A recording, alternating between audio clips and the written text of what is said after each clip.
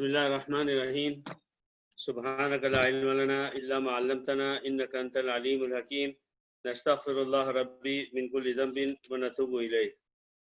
بہت عزیز بھائیوں، ہم بیان سن رہے تھے اللہ تعالیٰ کے اس ارشاد کا کہ جس میں اللہ رب العزت نے مسلمانوں کے، کافروں کے اور منافقوں کی ساری قسموں کو بیان کرنے کے بعد اور منافقوں کی 2-3 مثالیں دینے کے بعد پھر یہ فرمایا عام پیغام، اے لوگوں تم اس اللہ کو مان لو جس نے تمہیں پیدا کیا، تم سے پہلے کے لوگوں کو پیدا کیا اور تم کو جو ہے اس لیے پیدا کیا کہ تم کو اللہ تعالیٰ تقویٰ دے دے، ہدایت دے دے، تم اللہ کی طرف لوٹو۔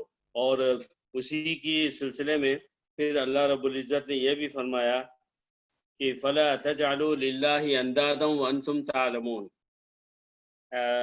پھر تم ایسا کرو، پہلے تو اوپر اللہ نے بتا دیا کہ دیکھو اللہ تعالیٰ نے تمہارے لیے کیا کیا کیا ہے، اور میں نے 1 2 3 4 5 کے طور پر بتایا کہ یہاں انٹروڈکشن جو اللہ تعالیٰ فرما رہا ہے، ایک تو یہ فرمایا تھا کہ دیکھو ہم نے تمہارے لیے زمین کو ٹھکانہ بنایا، آسمان کو چھت کی طرح بنایا، آسمان سے پانی نازل کیا، تمہارے لیے مختلف قسم کے پھل یعنی ہر چیز کھانے پینے والی نکالی۔ یہ سارے کام دنیا کے کسی انسان میں طاقت نہیں ہے کوئی بولے کہ نہیں ہم نے کیا، یا ہمارے بھگوان نے کیا، یا ہمارے گاڈ نے کیا۔ یہاں تک کہ جو لوگ اللہ کو نہیں مانتے ہیں وہ بھی ان کاموں کو اللہ ہی کی طرف منسوب کرتے ہیں۔ بہرحال جو آج ہمیں سمجھنے کی آیت ہے، اللہ تعالیٰ پہلے مجھے سمجھا دے، فَلَا تَجْعَلُوا لِلَّهِ أَنْدَادًا وَأَنْتُمْ تَعْلَمُونَ۔ یہ آیت بڑی زبردست ہے اور اس کو سمجھنے کی ضرورت ہے، بلکہ زندگی بھر یاد رکھنے کی ضرورت ہے۔ اس آیت میں اللہ نے فرمایا کہ تم اللہ تعالیٰ کے ساتھ شریکوں کو مت ٹھہراؤ۔ ایک نہیں، شریک، ند انداز جمع ند کی، ند کہتے ہیں یا ند کہتے ہیں ایک ایک ایک ایک ایک پرسنالٹی جو آپ کے جیسی ہو یا آپ اس کو اپنی طرح سمجھتے ہو۔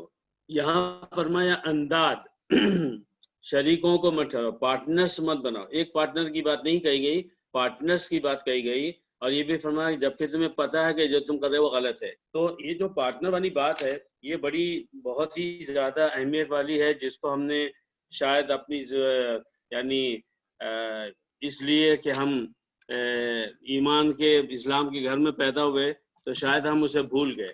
بہرحال پہلے تو یہ ہے کہ اس آیت کا کے مخاطب اگر ہم مشرک کہیں تو بات صاف ہے کہ اللہ تعالیٰ دنیا میں وہ سارے مشرک کافر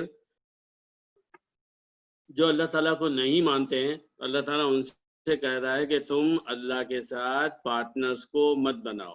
اگر آپ اس آیت کو کافروں کی اور مشرکوں کی ریلیٹڈ سمجھے تو آپ کو پتہ ہے کہ دنیا کے سارے کافر، دنیا کے سارے مشرک ایک پارٹنر نہیں بناتے اللہ کے، بلکہ کئی بناتے ہیں۔ ہندو جیسی جتنی قومیں دنیا میں گزری ہیں ان کے بارے میں تو ہر ایک کو معلوم ہے کہ ان کے پاس خداؤں کی کمی نہیں ہے۔ آپ کہیں گے یہودی اور عیسائی، تو وہ تو ایک ہی پارٹنر بنایا انہوں نے۔ وقالت الیہود عزیر ابن اللہ، یہودی کہتے ہیں کہ عزیر اللہ کے بیٹے ہیں۔ وقالت النصارى المسیح ابن اللہ، اور عیسائی یہ کہتے ہیں کہ وہ عیسیٰ اللہ تعالیٰ کے بیٹے ہیں، نعوذ باللہ۔ تو اب ان کے پارٹنرز کہاں ہوئے؟ آپ کو پتہ ہے کہ جب ان یہودیوں نے یہ کہا کہ حضرت عزیر اللہ کے بیٹے ہیں، آپ کو معلوم اس کے بعد سے کیا سلسلہ شروع ہوا؟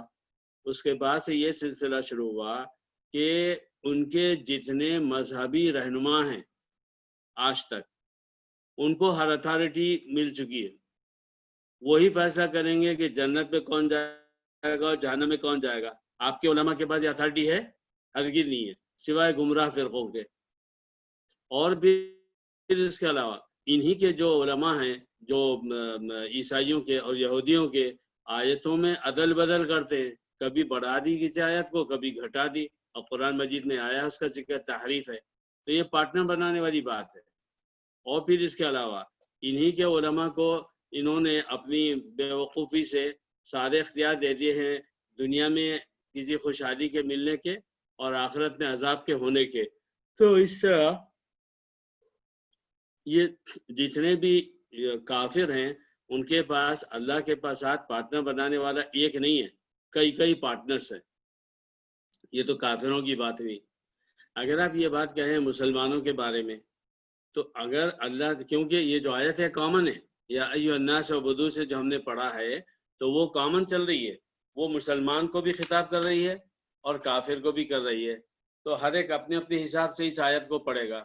हमारा सवाल ये है, इस आयत को हमने अपने लिहाज से पढ़ा, इसे फिर पढ़िए, देखिए अल्लाह ताला क्या कह रहा है। अल्लाह ताला कह रहा है कि उस रब को मान लो जिसने तुम्हें पैदा किया।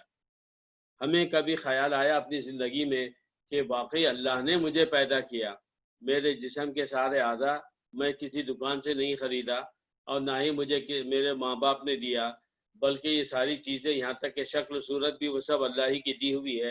ये अलग बात है कि अल्लाह ताला ने ऐसा कानून बना दिया इस दुनिया का कि जो बीज होगा वही नज़र आएगा, इसीलिए औलाद माँ बाप से मुशाबे होती है। तो अल्लाह रब्बुल इज़्ज़त ने ये आयत अगर मुसलमानों काफिरों के लिए कही है, तो यही आयत मुसलमानों के लिए भी है। तो अब मुसलमानों को ये देखना है कि उनसे कोई गलती ना हो जाए कि वो भी शिर्क कर बैठे। एक तो बहुत क्लियर बात है, कोई मुसलमान ये नहीं कहेगा कि मोहम्मद सल्लल्लाहु अलैहि वसल्लम दरूद शरीफ पढ़ लिया कीजिए, अल्लाह के बेटे हैं, कोई नहीं कहता है। मगर हर ज़माने में ऐसे अजीब गरीब मुसलमान रहे हैं कि जिन्होंने अल्लाह ताला की सिफात में शिर्क किया है। अगर अल्लाह की ज़ात में शिर्क हो तो वो ईसाई है, यहूदी हैं और दूसरे मज़ाहिब के लोग हैं। मुसलमानों की जो कमज़ोरी हर ज़माने में आई है, यहाँ तक कि नबी सल्लल्लाहु अलैहि वसल्लम के ज़माने में, सोचिए, शिर्क ऐसी बीमारी है, एक ऐसा वायरस है कि जो शैतान हर हाल में हर के दिमाग में घुसाता है। हज़रत उमर ऐसे शख्स थे कि नबी सल्लल्लाहु अलैहि वसल्लम ने फरमाया कि जिस रास्ते से उमर चलते हैं शैतान वहाँ से हट जाता है, भाग जाता है। वरना हर मुसलमान के बारे में अल्लाह नबी सल्लल्लाहु अलैहि वसल्लम ने क्या फरमाया, इन्न शैतान यजरी फी उरूक़िल इंसान मजरद दम। शैतान जो है इंसान की रगों में ऐसे दौड़ता है जैसे कि खून। तो ये जो शैतान है, ये शिर्क के वायरस को अल्लाह की ज़ात में तो नहीं घुसा सकता, क्योंकि हर मुसलमान का कैसा भी मुसलमानों अक़ीदा आता है अल्लाह एक है। मगर अल्लाह ताला की जो सिफात है, वो जो 99 एट्रीब्यूट्स अल्लाह ताला के नामों को हम सुनते हैं, उन नामों के अंदर शिर्क हो जाता है। और ये शिर्क जो होता है वो उन लोगों के बारे में मत सोचिए जो अल्लाह के नबी में इल्म गैब मानते हैं, जो अल्लाह के जो अंबिया और सालिहीन और नेक लोगों से जो है तो अजीब अजीब दुआएं मांगते हैं, कब्रों पे जा के जो है तो अजीब अजीब सजदे करते हैं, मांगते हैं, खुला हुआ शिर्क है। मगर हम जैसे दीनदार लोग, हम भी अगर अपनी ज़बान को देखें, अपने ख्यालात को देखें, तो कहीं ना कहीं ये वायरस घुस जाता है। तो इस बारे में जो बात हदीसों में मिलती है वो ये बड़ी अजीब गरीब मिलती है कि नबी सल्लल्लाहु अलैहि वसल्लम के ज़माने में ऐसा हुआ, किसी सहाबी ने नबी सल्लल्लाहु अलैहि वसल्लम के सामने ये फरमा दिया, माशा अल्लाह व माशित, जो अल्लाह चाहे उसने, यानी जैसे हम किसी के एहतराम में कोई जुमला कहते हैं, हाँ हाँ जैसा आप चाहें, जैसे आपकी मर्जी, तो ये शिर्क नहीं हुआ।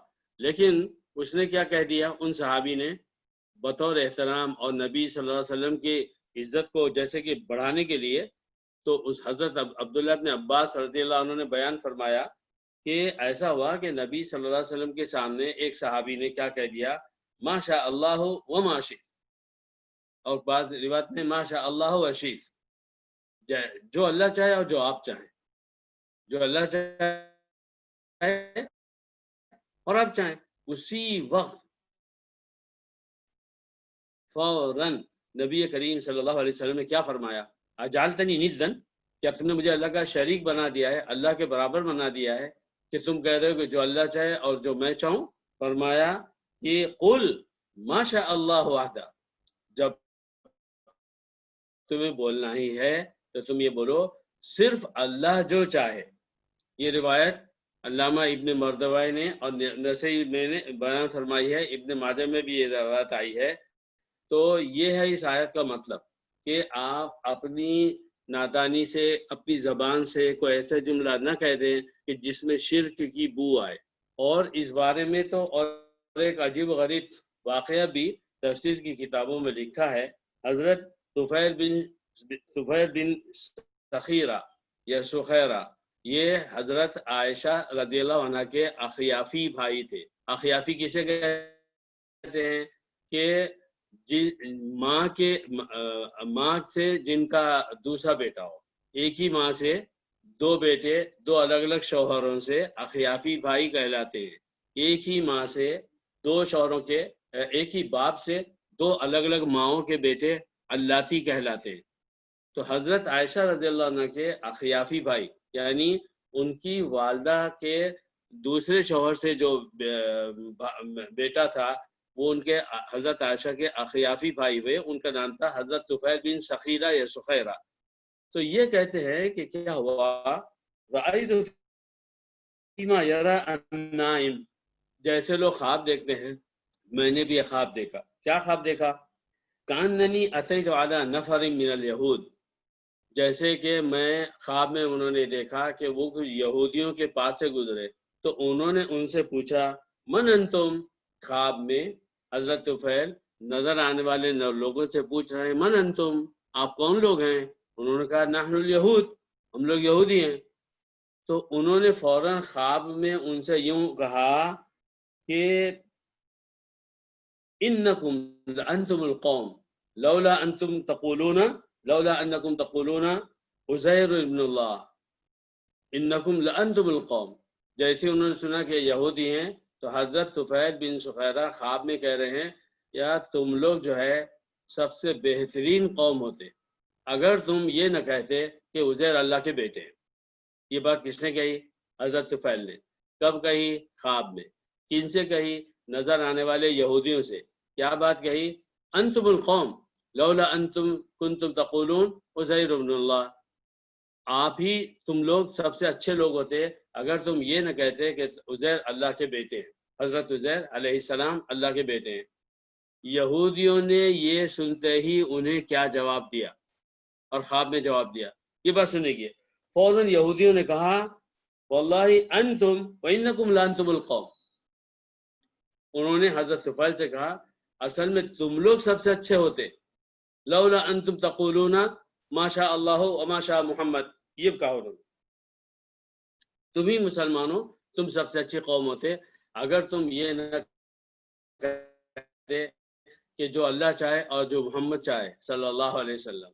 اس کے بعد ان کا خواب کنٹینیو چلتا رہا، کہنے لگے کہ پھر میں کچھ تھوڑی دیر کے بعد میں کچھ دوسرے لوگوں کے پاس سے گزرا، تو میں نے ان سے پوچھا کہ من انتم، آپ لوگ کون ہیں؟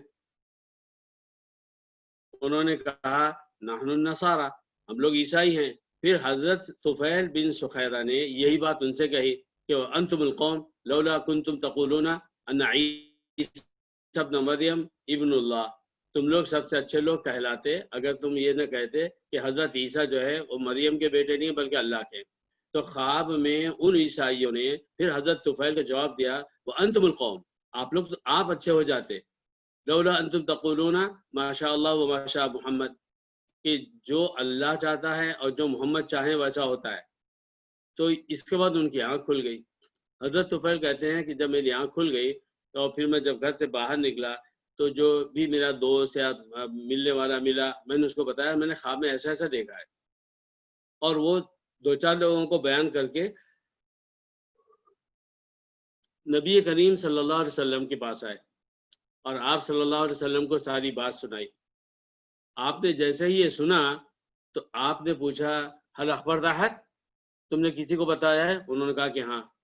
تب آپ صلی اللہ علیہ وسلم نے صحابہ کو جمع فرمایا، حمد و ثنا کی اللہ کی، اور اس کے بعد کہا کہ دیکھو طفیل نے تم میں سے جن کو بھی یہ اپنا خواب سنایا وہ تو سنایا، لیکن میں چاہ رہا تھا کہ میں تم کو اس طرح کی کسی بات کے منع کروں، میں ایسا سوچتا تھا کہ تم کو اس طرح کی کسی بات کے کہنے سے منع کروں، اور دیکھو خواب میں اس طرح سے یہ بات ان کو نظر آئی۔ اس کے بعد آپ صلی اللہ علیہ وسلم نے فرمایا کہ فلا تقولوا ما شاء اللہ وشاء محمد، کبھی بھی ایسا مت بولنا کہ جو اللہ چاہے اور جو محمد صلی اللہ علیہ وسلم چاہیں، ولیکن قولوا، ہمیشہ کبھی بولو ما شاء اللہ، ما شاء اللہ وحدہ، بس اللہ جو چاہے۔ یہ دونوں واقعات، ایک تو حضرت طفیل بن سخیرہ کا مکمل واقعہ خام نبی کے سامنے ویسے کہہ دیا، یہ عام طور پر مفسرین نے اسی آیت کی تشریح میں لکھا ہے، یہ دو واقعات۔ تو میرے بھائیوں، ہر مسلمان کو اپنی زبان کا خیال ہر لمحہ رکھنا ہے کہ میری زبان سے کسی چھوٹے بڑے واقعے پر ایسا نہ ہو جائے کہ کوئی جملہ نکلے کہ جو سیدھے اللہ تعالیٰ کے ساتھ کسی کو پارٹنر بنا دے۔ جیسے کہ سوچئے میں آگے کیا کہنے جا رہا ہوں۔ جیسے کہ حدیث میں آتا ہے، حدیث قدسی ہے، جس میں اللہ تعالیٰ خود فرماتا ہے، آپ نے ضرور حدیث سنی ہوگی، یسبنی ابن آدم، آدم کی اولاد مجھے گالیاں دیتی ہے۔ یسبنی ابن آدم، آدم کی اولاد مجھے برا بھلا بولتی ہے۔ یسبنی ابن آدم یسب الدہر وانا الدہر، کبھی کبھی آدم کی اولاد زمانے کو برا بھلا کہتی ہے، حالانکہ زمانہ تو میں خود ہوں۔ اگر کسی نے ہمارے عام جملوں میں یہ زمانے نے مجھے مارا، یہ فلاں بات ہو گئی اس سے ایسا ہو گیا، وہ فلاں نہ ہوتا تو ایسا ہوتا، اگر یہ بات پیش نہ آتی تو ایسا ہوتا، یا اگر جو ہے کوئی بات ایسی ہوئی کہ جس میں مجھے حبیب بھائی سے مثال کے طور پر مدد ملی، تو میں نے کہا کہ حبیب بھائی آپ نہ ہوتے تو میرا کام نہ ہوتا۔ یہ ساری شرک کی باتیں ہیں، بجائے اس کے کہ میں کہوں بھائی آپ نہ ہوتے تو یہ کام نہ ہوتا، اور آدم بھائی یہ بات ہوتی ویسا ہوا، اور آپ کی وجہ سے میرا کام ہو گیا، شریف بھائی آپ کی وجہ سے میرا کام ہو گیا۔ اس بات کو مسلمان بنانے کے لیے، شرک کے کٹھیرے سے، سرکل سے باہر نکالنے کے لیے، اسی بات کو اگر میں یہ کہوں کہ حبیب بھائی اللہ کا شکر ہے، اللہ نے آپ کو میری مدد کا ذریعہ بنایا، اللہ نے آپ کے ذریعے سے میرا کام کرا دیا، تو یہ جائز ہوگا۔ کیوں جائز ہوگا؟ اس لیے کہ یہ دنیا دارالاسباب ہے، یہاں جب کھانا کھاتے ہو نا تبھی پیٹ بھرتا ہے، بغیر کھائے پیٹ نہیں بھرے گا، اللہ تعالیٰ کا یہ فیصلہ ہے۔ صرف نبی کریم صلی اللہ علیہ وسلم کے بارے میں یہ بات نہیں ہے۔ آپ صلی اللہ علیہ وسلم روز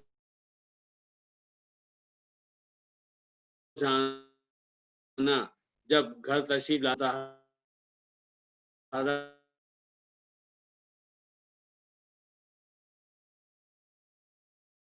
سے پوچھتے تھے کہ کچھ کھانے کو ہے، میں روزے سے ہوں۔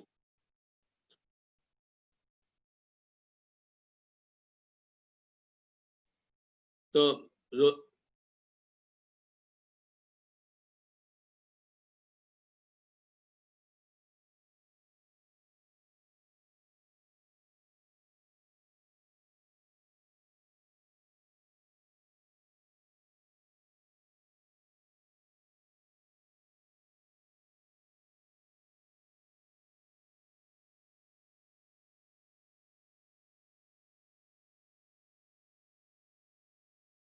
آپ صلی اللہ علیہ وسلم کیا کرتے کہ آپ جو ہے ازواج مطہرات کے گھر میں باری باری انصاف سے جاتے، تو ساتھ میں جو ہے صبح کو پوچھتے کہ کچھ کھانے کو ہے، اگر ہوتا تو کھا لیتے، اگر نہ ہوتا تو فرماتے فإنی صائم۔ اور اسی طرح کے کسی موقع پر آپ نے فرمایا کہ دیکھو تم لوگ سحری کیا کرو، میری بات الگ ہے، فإنما يطعمني ربي ويسقيني، کیونکہ میرا معاملہ یہ ہے کہ میں نہ بھی کھاؤں تو میرا رب مجھے غیب سے کھلاتا ہے اور پلاتا ہے، یعنی جو طاقت اور قوت کھا کر حاصل ہونی چاہیے اللہ تعالیٰ اپنے کرم سے مجھے ویسے ہی دے دیتا ہے۔ تو یہ میرے بھائیوں ند، انداد، شریک ٹھہرانا، یہ بڑی خطرناک بات ہے۔ ہمیں اس آیت میں یہ سبق دیا گیا ہے کہ مسلمان ہونے کے باوجود بھی یہ نہ سمجھے کہ زبان سے جو بھی کہہ دیں گے وہ ایمان ہی کی بات ہوگی، اور ہر شخص کو اپنے بارے میں سوچنا ہے کہ وہ کب کہاں ٹھوکر کھا جائے اور شرک کی کوئی بات زبان سے نکل آئے۔ اسی لیے آپ دیکھیے کہ نبی صلی اللہ علیہ وسلم کی دعاؤں میں ایک دعا یہ بھی ہے کہ ہم الہم شرک سے میں پناہ مانگتا ہوں، الذی اعلمہ ولا نعلمہ، وہ شرک جو مجھے معلوم ہے کہ شرک ہے، میں اس سے بھی پناہ مانگتا ہوں، اور اس شرک سے بھی پناہ مانگتا ہوں کہ جس کو میں سمجھ نہیں سکا کہ یہ شرک ہو رہا ہے اور میں نے شرک کر دیا ہے، تو اس سے بھی بچنا چاہیے۔ تو حضرت عباس تو یہ فرماتے تھے، حضرت عبداللہ ابن عباس، الانداد هو الشرک الخفی، وہ شرک اخفا من دبیب نملی علی صفات سوداء فی ظلمت اللیل۔ حضرت عبداللہ عباس نے مثال دی ہے، کیا ہوا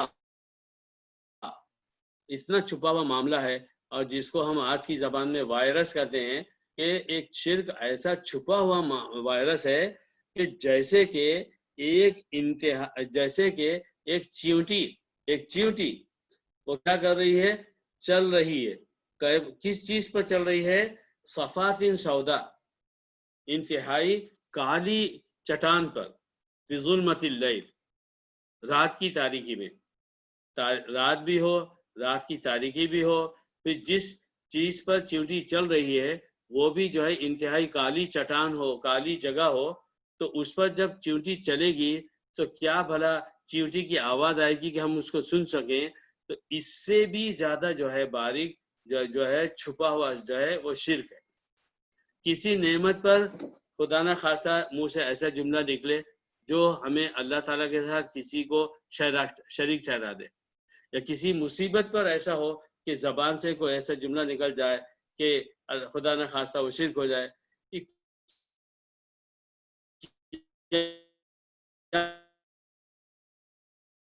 اللہ تعالیٰ نے میرا پیچھا پکڑا ہے، نعوذ باللہ، شرک ہے، مل گیا تھا، کیا میرے ہی ساتھ ایسا ہونا ضروری ہے؟ یہ میں ہی کیوں ان سب چیزوں کا جھنجھلاہٹ ہے اور شرک کے راستے پہ ڈال دے گا۔ یہ بات ختم ہوئی، اس کے بعد میں پھر اللہ تعالیٰ فرماتا ہے وَإِن كُنتُم فِي رَيْبٍ، اور اے لوگو، وَإِن كُنتُم، یہ خطاب لوگوں سے ہے، وَإِن كُنتُم فِي رَيْبٍ مِّمَّا نَزَّلْنَا عَلَىٰ عَبْدِنَا، اے لوگو اگر تمہیں شبہ ہے، تمہیں شک ہے کہ ہم نے جو اپنے بندے پر قرآن کو نازل کیا ہے، مما نزل، جو ہمارے اپنے بندے پر نازل کیا ہے، تم کو شبہ ہے اس کے بارے میں کہ یہ اس کا کلام ہے یا اللہ کا کلام ہے، فَأْتُوا بِسُورَةٍ مِّن مِّثْلِهِ، تو جاؤ اس جیسی کوئی ایک صورت ہی بنا کر لاؤ، وَادْعُوا شُهَدَاءَكُم مِّن دُونِ اللَّهِ، اور اپنے ساتھ تمہارے جتنے بھی جن کو بھی تم جو ہے گواہ سمجھتے ہو اللہ کو چھوڑ کر، ان سب کو بلا کر لاؤ، ان سے بھی مدد لو، ان کو تم صادقین، اگر تم سچے ہو۔ تو اللہ تعالیٰ نے پہلے، میں نے پھر تفصیل عرض کروں، پہلے ایمان والوں کا گروپ بتایا، کافروں کا بتایا، منافقوں کا بتایا، منافقوں کا سلسلہ ختم ہوا تو ایک بڑی ہی پیاری بات فرما دی، اس کے بعد سورہ بقرہ ہے، قرآن کی پہلی سورہ ہے، کوئی مسلمان پڑھے تو اس کا ایمان تازہ ہو جائے، اور کوئی کافر پڑھے تو اس کے سامنے اسلام کا صحیح انٹروڈکشن آ جائے۔ تو اس انٹروڈکشن میں جب پہلے اللہ نے اپنی خالقیت، رزاقیت، ربوبیت، للہیت کو ذکر فرما دیا اس پہلی آیت میں، وَإِن كُنتُم فِي رَيْبٍ مِّمَّا يَا أَيُّهَا النَّاسُ اعْبُدُوا رَبَّكُمْ، جس کی تفسیر ہم نے ابھی سنی ہے، جب اس کا بیان ہو چکا اور یہ بھی وارننگ دی، ایڈوائز کر دیا کہ دیکھو میرے ساتھ کسی کو شریک مت ٹھہراؤ، تو اب اس کے بعد کون سا امپورٹنٹ پوائنٹ ہے آپ سوچئے۔ اب یہ ہے کہ اللہ تعالیٰ سارے انسانوں سے یہ کہے کہ دیکھو میں نے اپنے بندے پر جو قرآن نازل کیا ہے، اگر تم کو شک ہے، تم سوچتے ہو یہ کلام کس کا ہے، یہ کلام اللہ رب العزت کا ہے یا یہ کلام حضرت محمد صلی اللہ علیہ وسلم کا ہے، تو چلو کیا کرنا چاہیے؟ اگر قرآن یہ نہ کہتا فَأْتُوا بِسُورَةٍ مِّن مِّثْلِهِ، مجھے امید ہے آپ غور فرمائیں گے، بڑی اہم بات سامنے آنے والی ہے۔ اس بات کو سوچئے کہ فرض کر لیجئے اللہ رب العزت کو کیا کہنا چاہیے، اے لوگو اگر تم کو اس کلام میں شبہ ہے جو میں نے اپنے بندے پر نازل کیا ہے،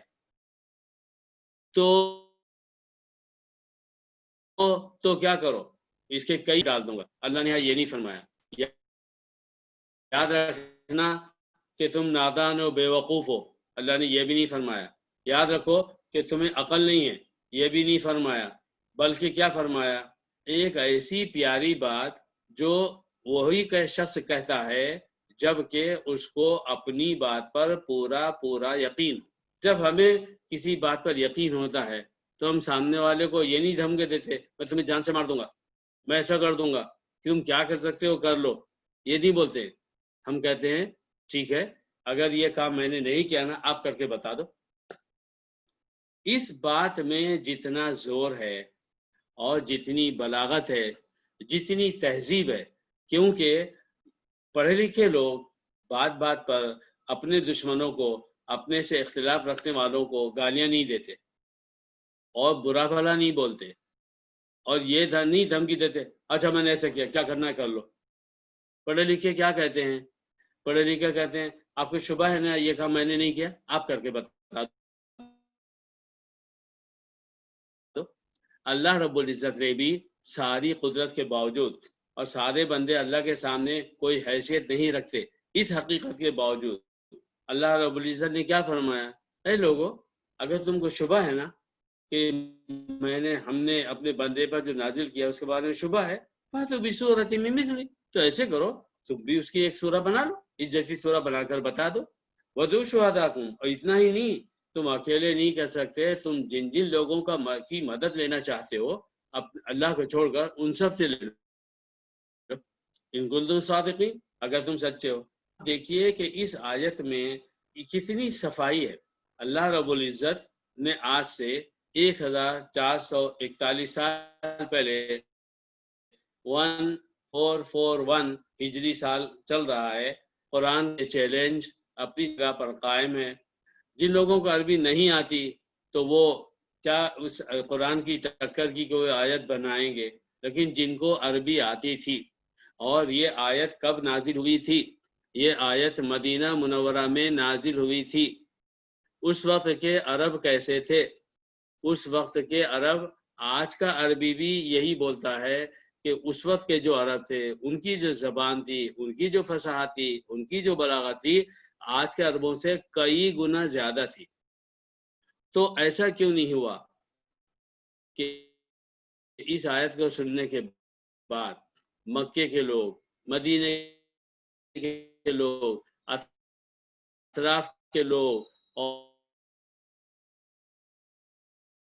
اور عیسائیوں میں اور یہودیوں میں عربی زبان کے ماہر رہتے، مدینہ منورہ میں اسلام دشمنی میں اس میں لوپ ہولز نکالنے کا جو فن شروع ہوا، اور جب وہ اورینٹلسٹ کہلائے، اور شاید آپ کو معلوم ہوگا کہ خود اسرائیل میں ایک یونیورسٹی ہے یا کالج ہے جو ہمارے اور آپ کے انڈیا، پاکستان، بنگلہ دیش کے مدرسوں کی طرح ہے، جس میں سب یہودی پڑھتے ہیں، کوئی مسلمان عیسائی نہیں ہوتا ہے، اور وہ قرآن اور حدیث کی ویسے ہی کرتا ہے جیسے آپ کے زمانے کا عالم۔ کیوں؟ تاکہ اسلام کو اس کی روٹ، اس کی جڑ سے سمجھے، اور سمجھ کے پھر بتائے کہ اسلام غلط ہے۔ آج تک ایسا نہیں ہوا کہ کسی یہودی، کسی عیسائی نے جس نے اسلامی علوم میں مہارت حاصل کی، اس نے جو ہے تو ایک آیت بنائی اور آیت بنا کر بتایا کہ دیکھو قرآن کا چیلنج ہے، ایک آیت بناؤ۔ قرآن نے نہیں کہا کہ پوری سورہ بنا دو، قرآن نے یہ نہیں کہا ہے کہ تم جو ہے تو پورا جو ہے تو قرآن لکھ کر بتا دو، اور یہاں پر ہے فاتو بسورہ، ایک سورہ بنا کے بتا دو۔ اب بتائیے، آج تک کے اس چیلنج کو کسی غیر مسلم نے قبول نہیں کیا ہے۔ علامہ جوہری طنطاوی مصر کے بہت بڑے عالم گزرے ہیں، انہوں نے تفسیر کی کتاب لکھی ہے جواہر القرآن۔ ہماری موجودہ دنیا تک، پچھلے 100 سال تک اور اب تک بھی، ماضی کے تمام بڑے سے بڑے علماء نے لے کر آج تک قرآن کی سائنسی تفسیر نہیں لکھی ہے۔ مجھے امید آپ سن رہے ہیں، قرآن کی سائنسی تفسیر نہیں لکھی ہے، ان دا سینس کہ انہوں نے قرآن کی ان آیتوں کو جمع کر کے تفسیر لکھی، یا قرآن की पूरी तफसील लिख डाली, हर आयत में कहीं और कुरान की आयत को बताया, फिर उनको बताया कि देखो ये बात साइंस आज कहती है, ये कुरान में मौजूद है। यहाँ तक कि उन्होंने जब ये किताब लिखी तो उसके बाद मुख्तलिफ उलमा ये कहते हैं जवाहिरुल कुरान फी कुल्लु शै इल्ला तफसीर, जवाहिरुल कुरान तफसीर के बारे में मौजूदा उलमा का क्या तबसरा है कि मौजूद है, बस कुरान की तफसीर नहीं है, क्योंकि उनकी उस तफसीर में साइंस का पहलू कुरान के ऊपर भारी हो गया। हालांकि उनका मकसद साफ सुथरा है और मैं इस तबसरे को सही नहीं समझता, क्योंकि उन्होंने माशाल्लाह एक बड़ा काम किया है। बहरहाल वो जर्मनी में रहते थे, तो जर्मन के जो ओरिएंटलिस्ट थे, बड़े बड़े अरब थे, ईसाई लोग आते हैं, आलिम फादिल और डॉक्टर की डिग्री करते हैं हदीस फिक़ह तफसीर में, ऐसे वो सब लोग थे। उन सबों ने एक दफ़े अल्लामा जौहरी तंतावी से कहा, अरे भाई अल्लामा ये बताइए, आप तो इतने, देखिए अंदाज बोलने का, गौर से सुनिए उनका अंदाज। अल्लामा साहब ये बताइए, आप तो इतने बड़े आलिम हैं और इतने पढ़े लिखे हैं और आज के ज़माने में हैं, तो क्या आप भी दूसरे जाहिल मुसलमानों की तरह ये गलत ख्याल रखते हैं कि कुरान के जैसी कोई सूरह बना नहीं सकता? ये अंदाज था, सवाल इस अंदाज से था, गोया कि अल्लामा जौहरी तंतावी फरमाएंगे नहीं नहीं नहीं, ये हमारे पढ़े लिखे लोग नहीं, मुसलमान जो है ना, जो पढ़े लिखे नहीं हैं, कम इल्म हैं, वो ऐसा सोच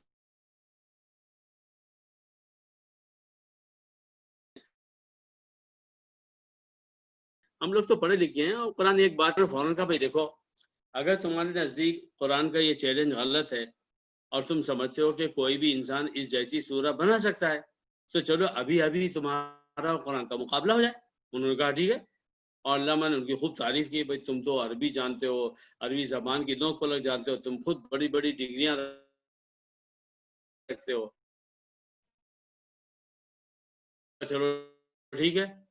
अल्लामा जौहरी देता हूँ, एक फिक्र देता हूँ, एक टॉपिक देता हूँ, उसके बारे में कुरान में क्या है वो मैं बाद में बताऊंगा, लेकिन मैं चाहता हूँ कि उस टॉपिक को आप अपनी सारी अरबी ज़बान की सलाहियत को इस्तेमाल करके, आपकी जो लैंग्वेज नॉलेज है उस सब को इस्तेमाल करके, उस टॉपिक को आप एक अच्छे से अच्छे सेंटेंस में बोलकर बता दो।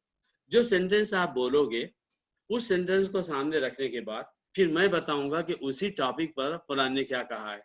अब दोनों बातें सामने आ जाएंगी, आपकी इतनी जबरदस्त अरबी, उससे बनाया हुआ एक जुमला, और उसी टॉपिक पर कुरान ने क्या कहा आज से 1400 साल पहले, दोनों जुमलों के सामने रखेंगे और आप पढ़े लिखे रहोगे, आप खुद ही फैसला कर लेना कि आपकी अरबी दानी ज्यादा है या फिर अल्लाह ताला का चैलेंज सही है। ठीक है। अब अल्लामा जौहरी तंतावी ने कहा, मैं आपको टॉपिक ये दे रहा हूँ कि आपको मालूम है इस्लाम कहता है कि एक चीज है जन्नत, और आप कोई जहन्नम के ऊपर ऐसा जुमला बनाइए कि जिससे जहन्नम कितनी बड़ी है वो मालूम हो जाए, जहन्नम कितनी बड़ी है ये मालूम हो जाए। उनका ठीक है।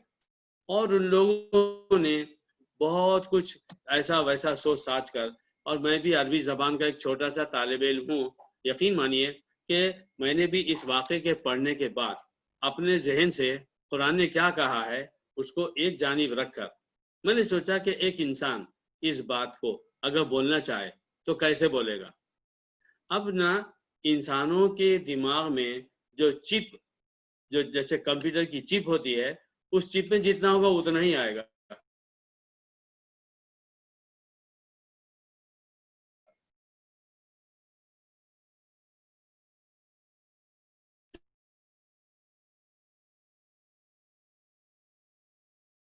जैसे हम चिढ़ के किसी को बोलते हैं तुम्हारे दिमाग में गोबर है, तुम्हारे दिमाग में, तो उन्होंने जो जुमले बनाए वो ऐसे ही थे जो आमतौर पर कोई भी इंसान बोल सकता है।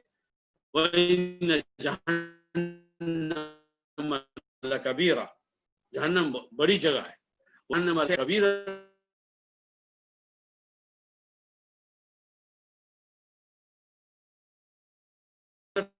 کبیرہ، اس طرح کے الفاظ انہوں نے بول دی۔ اب اس کے بعد علامہ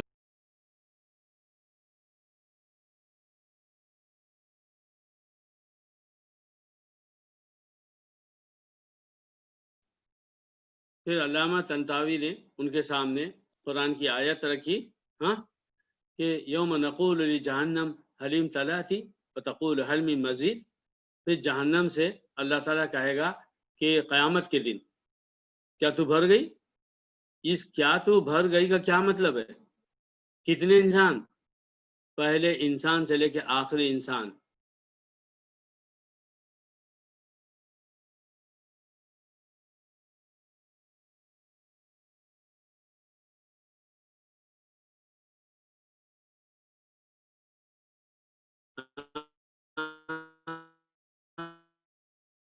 وداؤٹ اینی لمٹ، بڑے بڑے علم رکھنے والوں نے قرآن کے چیلنج کو چیلنج کرنے والوں نے جب یہ آیت سنی وہ مان گئے۔ اگر کوئی بات سامنے آ جاتی ہے، سمجھ جاتے ہیں، تو پھر فوراً اس کو جو ہے تو مان بھی لیتے ہیں۔ تو انہوں نے فوراً یہ کہا کہ ہم یہ مانتے ہیں کہ واقعی قرآن کی عظمت کو کوئی نہیں پہنچ سکتا۔ قرآن کا جو انداز ہے وہ بالکل ایسا ہے ہر بات میں کہ قرآن کا چیلنج کرنا بالکل صحیح ہے کہ قرآن کے جیسی ایک آیت کوئی بھی نہیں بنا سکتا۔ اور اللہ نے فرمایا وَادْعُوا شُهَدَاءَکُم مِن دُونِ اللَّهِ إِن كُنتُم صَادِقِینَ، اس کے فَإِن لَّمْ تَفْعَلُوا، اگر تم ایسا نہ کرو ہاں، وَلَن تَفْعَلُوا، اور تم ہرگز نہیں کر سکتے۔ قرآن کے جیسی ایک سورہ بنانے کو اللہ نے صرف چیلنج نہیں کیا ہے بلکہ ڈبل چیلنج کیا ہے۔ ایک چیلنج یہ ہے کہ تم اس طرح کی کوئی سورت کو نہیں بنا سکتے، اور دوسری بات یہ ہے کہ تم ہرگز نہیں کر سکتے، یہ ڈبل چیلنج ہے۔ فَاتَّقُوا النَّارَ، تو اس آگ سے ڈرو، التی حجارہ، کہ جس آگ میں الناس لوگ، حجارہ اور پتھر، اعدت للکافرین، اور یہ جہنم جو ہے کافروں کے لیے بنائی گئی ہے۔ ابھی ساتھ میں اللہ نے یہ فرمایا کہ جہنم میں دو چیزیں جلیں گی، ایک تو لوگ اور دوسرے پتھر۔ تو جہنم میں کوئی انسان جلے گا اپنے برے اعمال سے، اللہ کی نافرمانی کی وجہ سے، شرک، کفر اور بدعت کی وجہ سے۔ پتھر کیوں جلے گا؟ نہ اس نے اللہ کی نافرمانی کی، نہ اس نے اللہ تعالیٰ کے ساتھ شرک کیا۔ یہ ایک سوال ہے، اور انشاءاللہ جب ہمارا درس ختم ہوگا تو میں اپنے بے حد عزیز بھائیوں سے چاہتا ہوں کوئی اس بارے میں سوچیں اور مجھے کوئی بات بتائیں، جہنم میں لوگوں کے ساتھ پتھر کیوں جلیں گے؟ ان کا کیا قصور ہے؟ مجھے اس کا جواب چاہیے، سوچئے گا، انشاءاللہ آپ ذرا سبھی یا پھر کوئی نہ کوئی بتائے گا، اور پھر میری سمجھ میں اللہ تعالیٰ جو بات ڈالے گا وہ میں عرض کروں گا۔ وَبَشِّرِ الَّذِينَ آمَنُوا وَعَمِلُوا الصَّالِحَاتِ أَنَّ لَهُمْ جَنَّاتٍ تَجْرِي مِن تَحْتِهَا الْأَنْهَارُ۔ دیکھیے قرآن کا یہ اسلوب ہے، بڑا ہی زبردست اسلوب ہے، بہت ہی بڑی چیز ہے۔ پورے قرآن میں اللہ تعالیٰ نے اگر کسی جگہ پر جنت والوں کا تذکرہ کیا تو فوراً بھی جہنم والوں کا بھی تذکرہ آ گیا۔ اگر کسی جگہ جنت کی خوبیاں بتائی گئی ہے تو اس کے فوراً بعد جہنم کا تذکرہ بھی آیا ہے، اور اگر کسی جگہ جہنم کی بات بتائی گئی ہے تو اس کے فوراً بعد جنت کا تذکرہ بھی آیا ہے۔ تو صرف قرآن ڈراتا نہیں ہے بلکہ امید بھی دلاتا ہے، اور قرآن صرف امید نہیں دلاتا ہے بلکہ ڈراتا بھی ہے، کیونکہ ڈر اور امید جب دونوں ایک جگہ جمع ہو جائیں تو کسی بھی انسان کو کسی بات کا سمجھنا آسان ہو جاتا ہے۔ ورنہ کیا ہوتا ہے، اگر کسی انسان سے صرف میٹھی میٹھی بات کی جائے نا تو پھر وہ اس بات کو ایزی لیتا ہے، اور بعد پھر وہ غلط کرتا، اس کے دماغ میں وہ ساری میٹھی باتیں ہوتی ہیں جو اس سے سامنے والے سے سنی ہے۔ لیکن اگر کسی انسان کو صرف ڈرایا جائے پھر وہ نگیٹو ہو جاتا ہے اور صرف نگیٹو باتیں سوچنے لگتا ہے۔ مثال کے طور پر ہر گھر میں بچے ہیں، صرف لاڑ اور پیار کریں، ہر بات ان کو صرف پیار ہی سے سمجھائیں، تو آپ دیکھیں گے کہ بچے لاڑ میں پڑ جاتے ہیں، پھر آپ کا ادب و احترام کھو بیٹھتے ہیں، آپ کے ساتھ بدتمیزیاں کرتے ہیں، آپ کی نافرمانی کرتے ہیں، ہر کام کو جیسے کرنا چاہیے ویسے نہیں کرتے، کیونکہ انہوں نے آپ سے، تو بچے ایسے بھی کرتے ہیں۔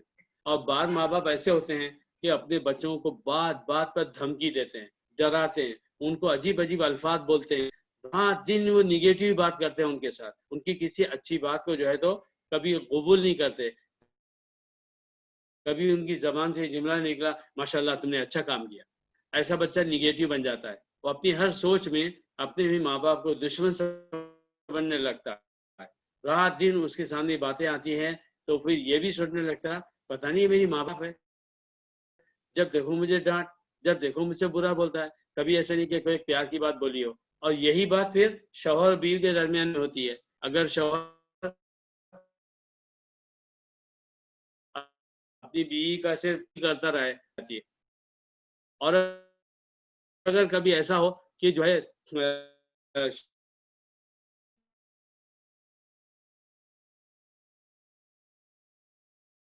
بیوی کو ہمیشہ ڈانٹتا ہی رہے، بات ہو یا نہ ہو برا ہی بولتا رہے، اس کی برائی، کیسا انسان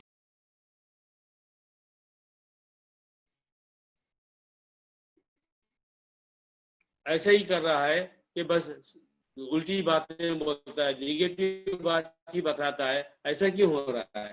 تو اللہ تعالیٰ نے کافروں کے بیان کے فوراً بعد فرمایا وَبَشِّرِ الَّذِينَ آمَنُوا وَعَمِلُوا الصَّالِحَاتِ أَنَّ لَهُمْ جَنَّاتٍ تَجْرِي مِن تَحْتِهَا الْأَنْهَارُ، اور خوشخبری سنا دو ان لوگوں کو جو ایمان لے آئے اور جنہوں نے نیک اعمال کیا کہ ان کو اللہ تعالیٰ جنت دے گا جس کے نیچے نہریں بہ رہی ہوں گی، كُلَّمَا رُزِقُوا مِنْهَا مِن ثَمَرَةٍ رِزْقًا، جب بھی ان کو جنت میں رزق دیا جائے گا تو پھلوں کا رزق دیا جائے گا، قالوا هذا الذي رزقنا من قبل، تو وہ کہیں گے کہ ارے یہ تو وہی چیز ہے جو ہم کو اس سے پہلے بھی دی گئی ہے، وَأُتُوا بِهِ مُتَشَابِهًا، اور ان کو اس جیسی ملتی ہوئی سملر بھی پھل دیے جائیں گے، وَلَهُمْ فِيهَا أَزْوَاجٌ مُطَهَّرَةٌ، اور ان کو جو ہے پاک بیویاں بھی دی جائیں گی، وَهُمْ فِيهَا خَالِدُونَ، اور اس جنت میں ہمیشہ ہمیشہ رہیں گے۔ میرے بھائیو، انعام، گفٹ اگر ایک ملے تو ہمیں خوشی ہوتی ہے، اور اگر آپ نے گفٹ کا باکس کھولا اس کے اندر 2 4 5 انعام رکھے گئے تب کتنی خوشی ہوتی ہے، یہ ارے یہ بھی دے دیا، یہ بھی دے دیا، یہ بھی دے دیا۔ اللہ تعالیٰ ایمان والوں کو اور عمل صالح کرنے والوں کو کیا کہہ رہا ہے؟ پہلی بات یہ فرما رہا ہے کہ ان کو جنت ملے گی، یہ ایک گفٹ باکس ہوا۔ دوسرا فرمایا کہ وہ جو جنت کیسی ہے اس کے نیچے نہریں بہتی ہوں گی، یہ دوسرا انعام ہوا۔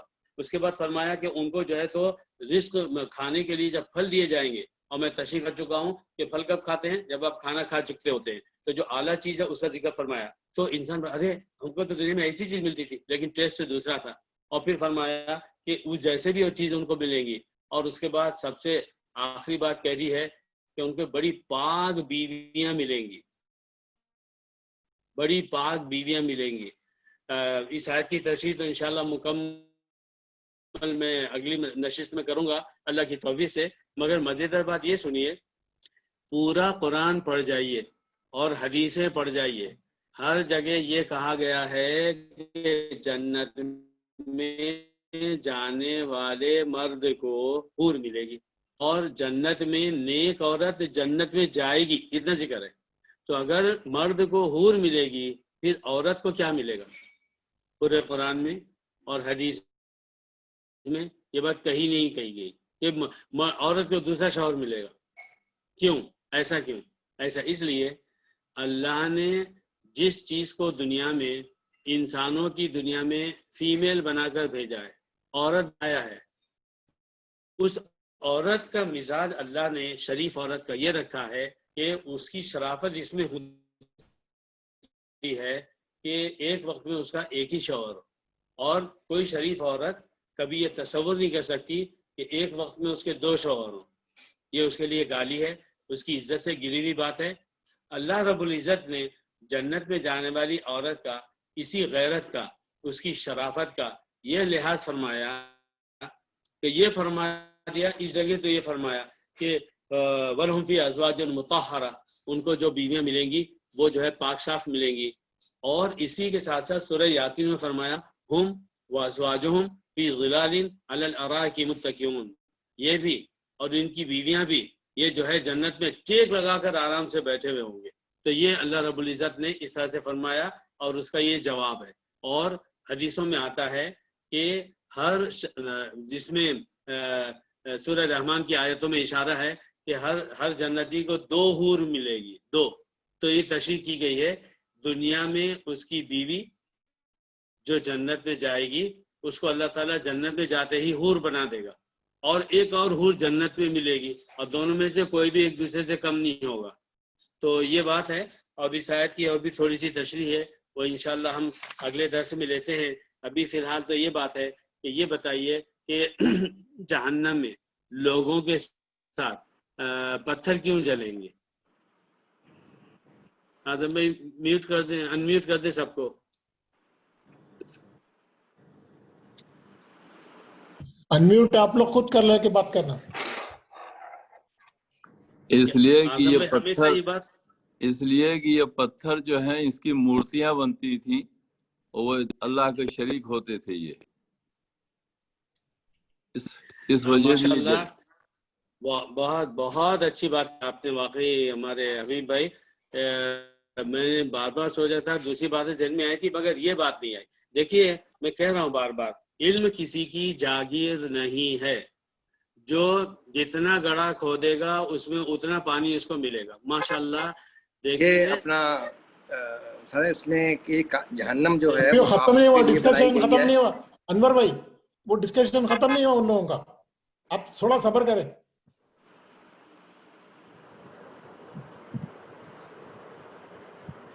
جی انور بھائی بتائیں آپ بتائیں. یہ پہلے ہم حبیب بھائی کی بات پر غور کر لیں انشاءاللہ. تو جی تو ایک تو یہ ہے کہ اس آیت کو جب کوئی شخص پڑھے گا دنیا میں تو پتھروں کی پوجا کرنے والا وہ بھی چونک جائے گا. اور دوسری جگہ قرآن مجید میں ہے کہ ان کے خداؤں کو بھی جہنم میں ڈالا جائے گا. تو واقعی یہ بات ہے کہ جہنم میں لوگ بھی جلیں گے، پتھر بھی، اس لیے کہ پتھروں کی پوجا کی جاتی تھی. بڑی اچھی بات فرمائی آپ نے، اللہ جزا خیر دے. انور بھائی آپ اگر کچھ فرمائیں تو. نہیں، میں یہی کہنے لگا تھا کہ جہنم جو ہے وہ کافروں کے لیے بنائی گئی ہے.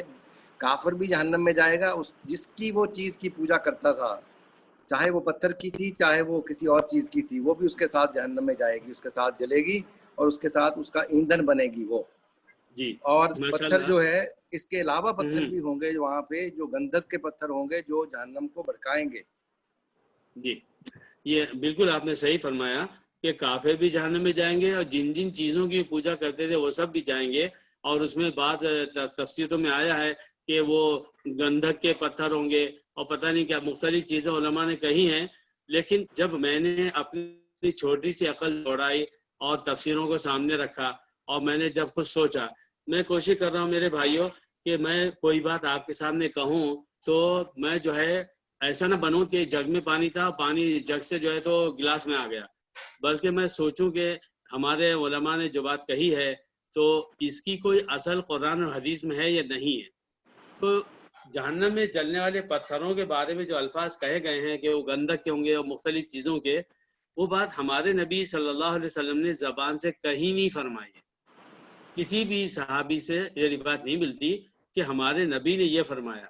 لہذا ان باتوں کو کہا بھی جا سکتا ہے اور اس کا انکار بھی کیا جا سکتا ہے.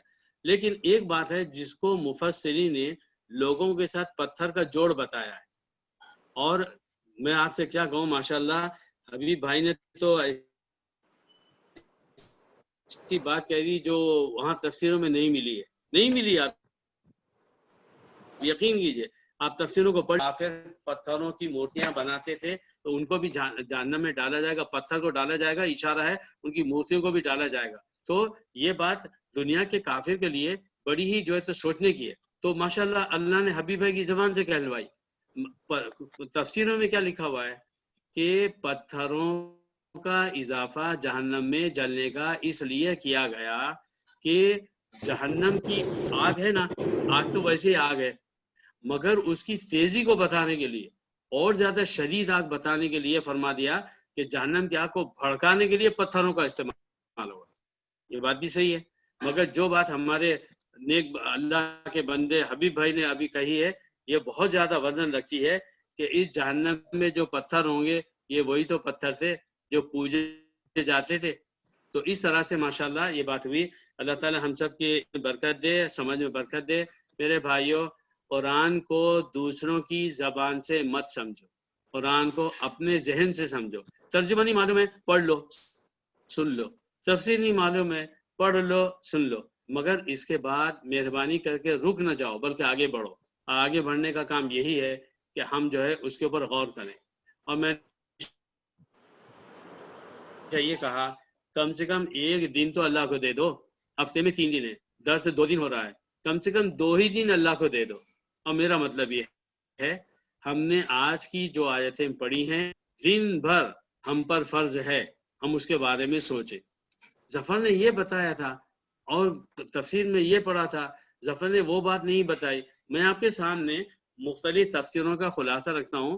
اب میں کتنی تفسیریں دیکھوں گا, تو جو ضروری ہیں جہاں پر میرا ذہن کام کرتا میں اس کو پلٹا کر دیکھ لیتا ہوں, درس شروع کرنے سے پہلے بھی, اور جب آپ تلاوت کرتے ہیں تو اس دوران میں نے عرض کیا تھا کہ میرے ذہن میں پھر مختلف باتیں فوراً آتی ہے, کیونکہ جب آدمی ٹیسٹ دینے بیٹھتا ہے نا تو اس کے دماغ کی چھٹی حص بیدار ہو جاتی ہے. تو اعظم بھائی نے اس کو قبول کیا, اور ماشاءاللہ اعظم بھائی ایکسپرٹ ہیں, حبیب بھائی ہیں, اور ہمارے سلیمان بھائی ہیں.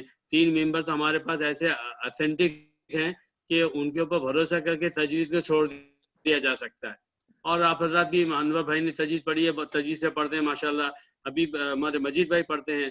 آفتاب بھائی دیکھیے آئے ہیں, یہ ان کی بڑے پن کی بات ہے کہ اتنے سب لوگوں کے درمیان میں ان سے کہا جاتا بھائی آپ کو سیکھنا ہوگا, آپ نے غنہ نہیں کیا, وہ آپ ایسا نہیں کیا.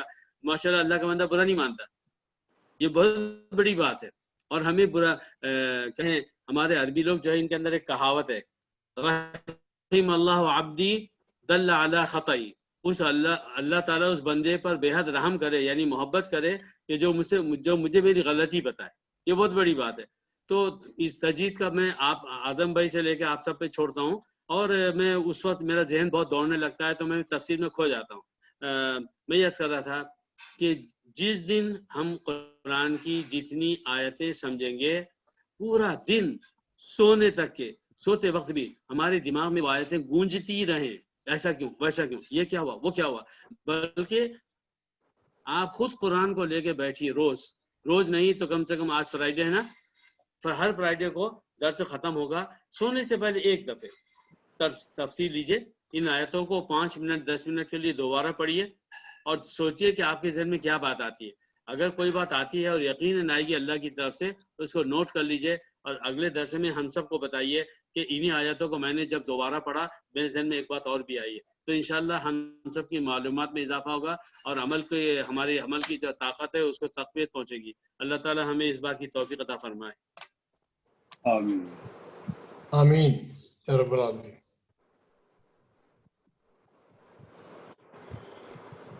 اعظم بھائی کیا حکم ہے؟